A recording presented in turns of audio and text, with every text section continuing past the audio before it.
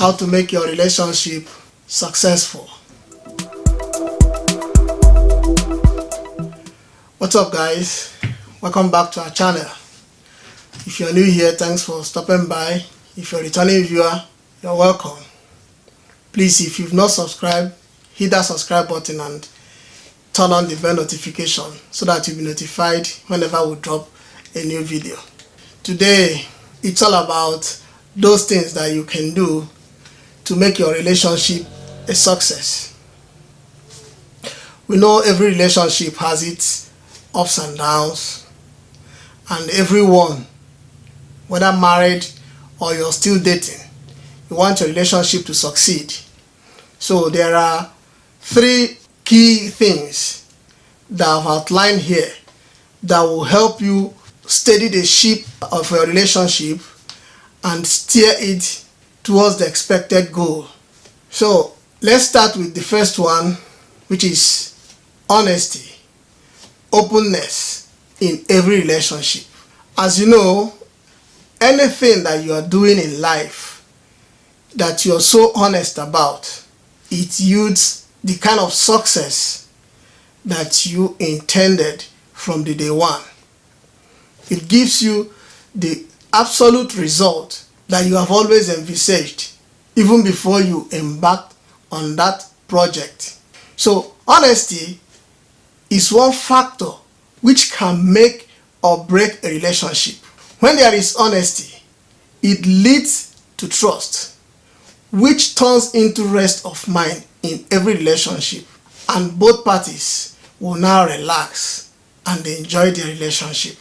It's best to be above board in all your dealings. Some feel that when they tell all these small white lies that they are protecting their partner, not knowing that those white lies can turn out to become harmful to your relationship.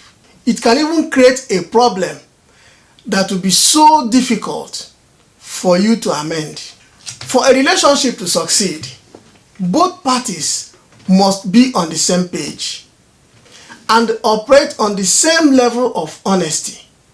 It's not as if maybe like the guy will be 100% honest and the lady will be like 60-70% honest. Both of them must be on the same level of honesty, and they have to be on the same page. They have to agree that in this relationship, if I tell you yes, tomorrow, next 10 years to come, that yes remains yes. It never changes. That is what will help the relationship to succeed.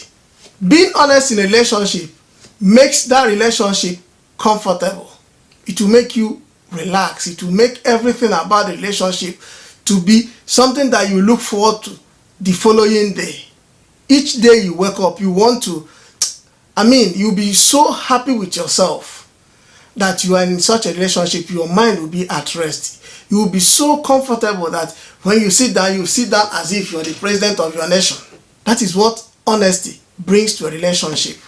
It creates a positive energy which helps the couple to pull through during troubled times in their relationship. This is not just saying that you always need to say the truth.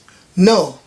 If you want to say the truth, you have to say the truth even when it hurts the person who is on the receiving end. But you don't have to be rude about it. For instance, if your partner is someone who is gaining so much weight, let me use that as an example. If your partner is gaining so much weight and he or she approaches you and says, "Sweetheart, I think I'm adding too much weight. What do you think?"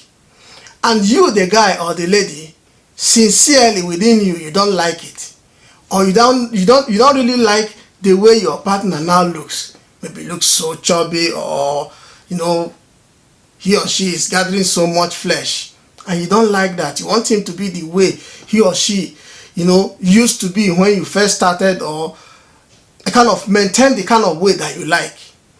There is nothing wrong in you telling the person, "Man or babe, you're adding so much weight." Be sincere, but you have to say it in a romantic manner so that he will not be offended or she will not be offended. And you don't need to say it in a way that it will now bring a problem between the both of you or destroy the mood that you were in when the question was popped.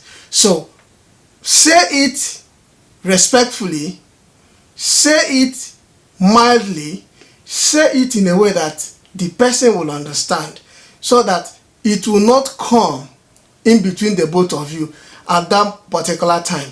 Honesty should be a way of life. If you want your relationship to succeed, honesty must be a way of life. It's not something that you will adopt. Let it be a way of life. Let it be something that you will see as a core value in your relationship. See it as the bedrock or the foundation of your relationship, which will help you drive your relationship to the point you want it to be. That is success.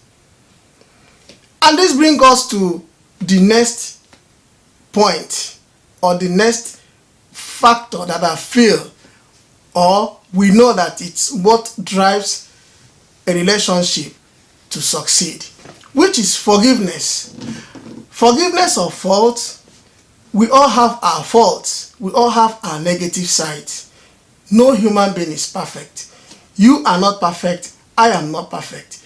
Your girlfriend, your woman, your wife, no one is perfect. So every relationship has its own ups and downs, ranging from disappointment down to you offending me or I offending you. But to move our relationships forward, there must be forgiveness. You must learn to forgive. For your relationship to succeed, forgiveness is the right path to take. At times it may seem so difficult, but it's possible if your mind is there and if you are committed in the relationship. There is no need to be quick in passing judgment. If your partner offends you, ask questions. Let him or her know your mind. If you are really offended, there is nothing stopping you from expressing yourself. Let him or her know that you are offended by that action. You don't really need to be like, I'm no more interested. Ask questions. Evaluate the answers. Give him or her a listening ear. So don't play lip service. If you don't forgive, make it known that you have not forgiven. Don't be like, if the other party says, I'm sorry, and it's not accepted, they'll be like, okay. Within you, it's not okay. But facially, on your lips, you said it's okay. Your partner might be thinking maybe like you've forgiven, not knowing that you've not forgiven. So you don't need to pay lip service when it comes to forgiveness. But let it be absolute. You must forgive totally and forget. Because putting wrongs in your relationship behind helps the relationship to thrive or to succeed. So you have to learn not to make reference to your partner's past mistakes.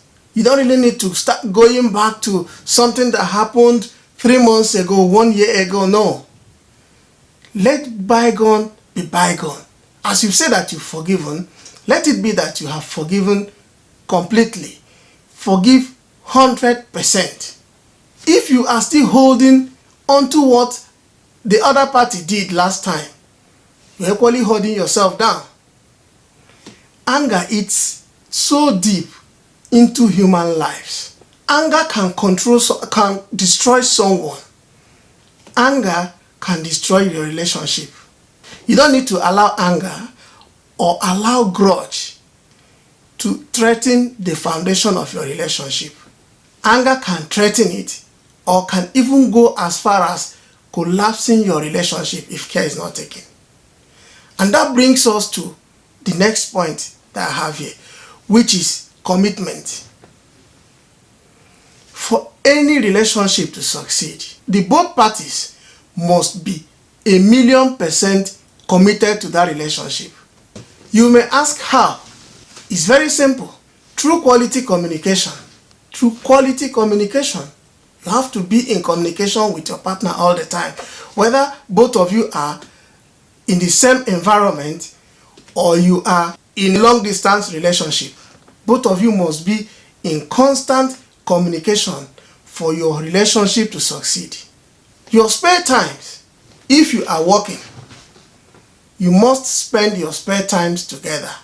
If it's in the evenings, if it's weekends, vacations, or holidays, your spare times must be spent together. Or even if you don't spend all your spare times together, but mostly you must spend times together to understand each other more, to learn more, to know the things that you like and he doesn't like, or the things that she likes and he doesn't like. So that's how to show commitment in a relationship. You appreciate one another. Those small things. Maybe like the guy doesn't have finance to gift you a car, but he just bought a bar of chocolate.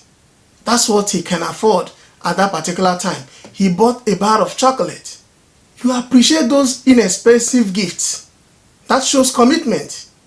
You appreciate those inexpensive gifts, those small gifts. You appreciate them. That shows commitment. You can go out of your way for each other.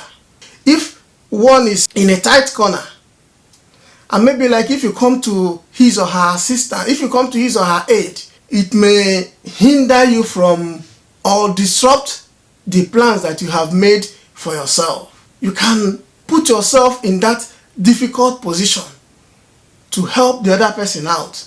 You go out of your way for your partner, for the other party. That shows commitment. You make sacrifices and compromises in your relationship for it to succeed. That's commitment. So you encourage each other. Let's assume one party is not doing that well.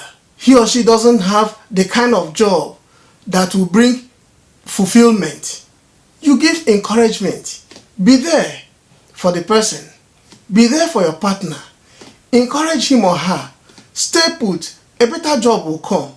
That shows commitment. And you don't need to run away when your partner is in difficulty. If you say you are committed in your relationship, if your partner cannot live up to the expectation that you have, but you say you are committed in that relationship, you must stay put. You don't need to look elsewhere. Maybe your friend, her husband bought her a Mercedes Benz, and you're driving a small Toyota car, so a Toyota Salon. You start. No.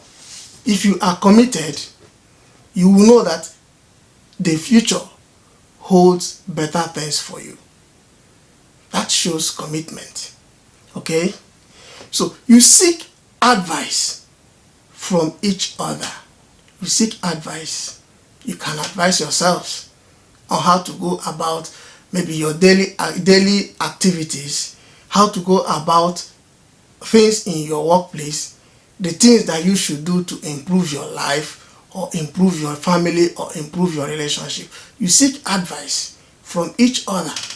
When you are making plans, both of you must come into your plans. You make plans together. If you're planning on getting, acquiring a house, you make your plans together. You're planning on going on a trip, you make your plans together. You're thinking about how you're going to move your life to the next level. You make that plans together. You don't plan one side. You don't plan about yourself alone and leave the other person out. You sit together, you make your plans together. You try to understand each other. That shows commitment. This is one factor that helps your relationship to move to the permanent side. So you understand yourselves. Be tolerant. Like I said earlier, no one is perfect. You learn to tolerate each other. We have our shortcomings. I have my shortcoming, you have yours. So you be tolerant. If you want your relationship to succeed, be tolerant. you must tolerate. It's not always rosy. It's not always easy, but you have to be tolerant. So, friends, this is where I draw the curtain today. Like I said earlier, if you have not subscribed, please subscribe to our channel and click on that red bell button and turn on the notification so that you'll be notified whenever we release a new video. If you like this video, please like, share with your friends and family. This is Cike. Catch you guys in the next one. Peace and love.